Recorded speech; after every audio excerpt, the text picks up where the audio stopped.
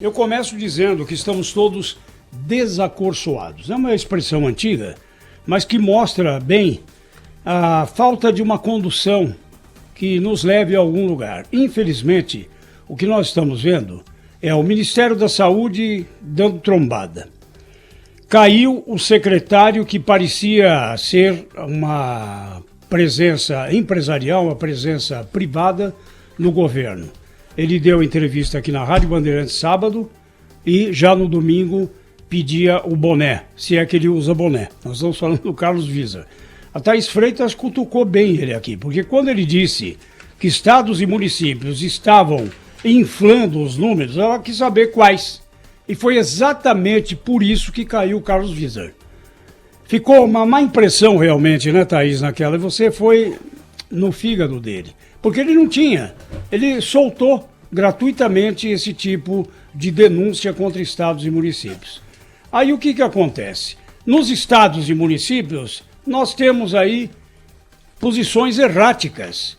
Uma hora libera, outra hora fecha, e no meio entra o Poder Judiciário, que ao invés de ser um conciliador para reunir todo mundo, vamos tomar um caminho único aqui, não.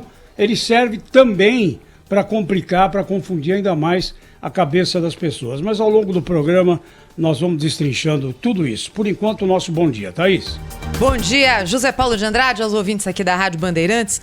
E são muitas informações para serem digeridas e processadas pelo nosso ouvinte. Algumas delas desencontradas, algumas que indicam, como disse ontem a OMS, que a epidemia está se agravando, outras que indicam que o pior já passou. Como disse aqui a Rádio Bandeirantes, o secretário municipal de saúde, que numa entrevista à nossa reportagem foi muito claro ao dizer que não há mais risco de colapso na saúde de São Paulo. E eu queria destacar aqui na abertura do Jornal Gente a informação em primeira mão que nós trouxemos hoje desde cedo com a repórter Bruna Barbosa sobre a reabertura do comércio na cidade de São Paulo.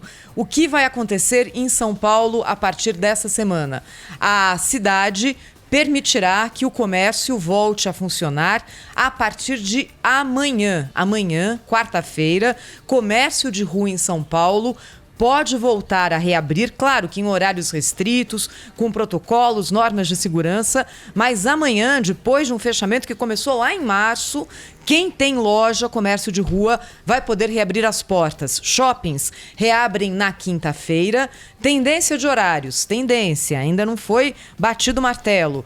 Lojas de rua devem funcionar das 11 às 15, shoppings das 16 às 20. Informação em primeira mão aqui da repórter Bruna Barbosa na Rádio Bandeirantes, que vai mudar em muito a vida dos nossos ouvintes, que têm comércio e precisam se reorganizar para a reabertura, e para aquelas pessoas que estão ali com listas de compras, de necessidades que não foram atendidas durante a pandemia, que a partir de amanhã poderão fazê-lo. Então são mundos diferentes que a gente retrata todos os dias aqui nesse jornal vivo, que é o Jornal da Bandeirantes Gente, que é o retrato mais do que de uma era, tal, de um momento, né? De uma radiografia no tempo. E essa radiografia inclui desde o que o Zé Paulo falava sobre o Ministério da Saúde até o que está acontecendo na prática. E com boa parte, né, do comércio e de serviços reabertos ali, meio escondidos, com portas semicerradas. Isso já faz tempo que acontece também em quase todas as capitais do país. Cláudio Humberto, direto de Brasília. Bom dia, Cláudio. Bom dia, Thaís Freitas, bom dia, José Paulo de Andrade, bom dia, Pedro Campos, bom dia, ouvintes. Estamos aqui, né, no segundo dia da semana, outra semana bastante movimentada, sobretudo nessa questão da saúde. Eu acho que essas decisões diferentes, né, de estado para estado, até de município para município, mas sobretudo entre os estados, tem a ver com as dimensões do Brasil, né? O Brasil é grande demais, eu acho que é por isso que, ao fim, a gente tem que concluir que foi acertada a decisão do Supremo Tribunal Federal de atribuir a governadores e a prefeitos autoridades sobre essas decisões estratégicas sobre o combate à doença e também a flexibilização. É bom que tenha sido assim. Afinal de contas, as diferenças que há entre São Paulo, por exemplo, e o estado do Paraná, que é vizinho, né, são as diferenças que existem ou existiram entre a Alemanha e a França, por exemplo, né, guardadas as proporções, mas não as proporções territoriais. Quer dizer, o Brasil é grande demais, cada estado brasileiro corresponde às dimensões de um país, né, ou se não geograficamente do ponto de vista demográfico, do ponto de vista da população. Portanto, isso acho que explica muito as diferentes concepções e até as diferentes consequências da doença. A gente vê o que acontece ainda, continua acontecendo no estado do Amazonas, é uma coisa incrível, né? Já me falaram que no Amazonas há características culturais muito, muito próprias do povo manauara, né, sobretudo em Manaus, da proximidade física, da convivência física, e isso pode ter... As pessoas são muito dadas ao aconchego, né, a estar junto, enfim, aquela convivência mais próxima fisicamente, e isso pode ter favorecido a proliferação do vírus. Essa é uma das teses que a gente vê por aí. Agora, do ponto de essas posições, dessas posições erráticas que a gente verifica, né, aqui e acolá, esse vai e vem, não deixa de ser curiosa essa parceria do Partido Rede e Sustentabilidade com o Supremo Tribunal Federal. Mais uma vez, o Partido Rede, que só tem um deputado, mas governa, né, com a ajuda do Supremo Tribunal Federal, mais uma vez o Partido Rede consegue usar o Supremo para desautorizar o Poder Executivo, a fazer com que um ministro do Supremo se imiscua, digamos assim, em decisões administrativas do Poder Executivo para alterar ou anular decisões como essa que mudava ou que mudava, né? Isso já está para trás, mas que mudava os critérios de divulgação da pandemia. A lógica parece fazer parecer que a coisa é pior do que de fato é, né? É assim que se tratava da divulgação anterior dos dados da pandemia.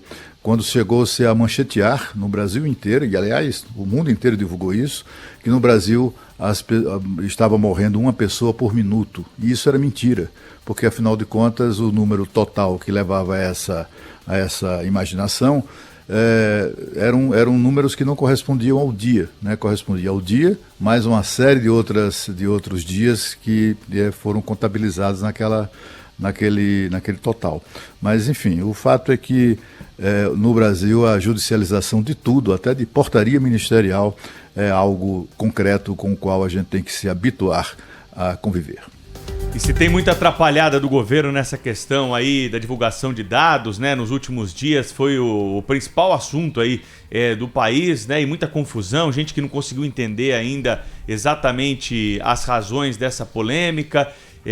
Tem gente trabalhando felizmente no governo, e esse é o meu destaque aqui na abertura, isso que eu queria destacar nessa manhã aqui na Rádio Bandeirantes. Ontem, numa reunião com líderes do governo e também ministros importantes, o ministro da Economia, Paulo Guedes, já tem um plano traçado para tentar recuperar o emprego, para tentar recuperar a renda do brasileiro no período já pós-pandemia, depois que as atividades voltarem ao normal. O governo descobriu, é verdade, com a pandemia, um número de brasileiros que era invisível, né, para o governo. Eles não faziam parte do Bolsa Família, que é o programa destinado àqueles que não têm renda ou têm uma renda muito pequena, que não dá nem para a sobrevivência da família, e também não tinham emprego, não tinham carteira assinada, não tinham nenhum tipo de vínculo e registro com o governo federal. Com a pandemia, esse número saltou. É claro que é preciso ainda tirar os malandros aí que estão aproveitando, né,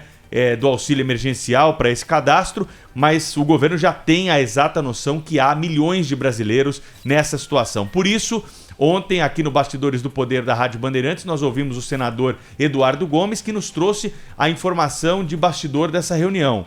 O que vai acontecer depois da pandemia? O programa Bolsa Família provavelmente será substituído por um programa chamado Renda Brasil.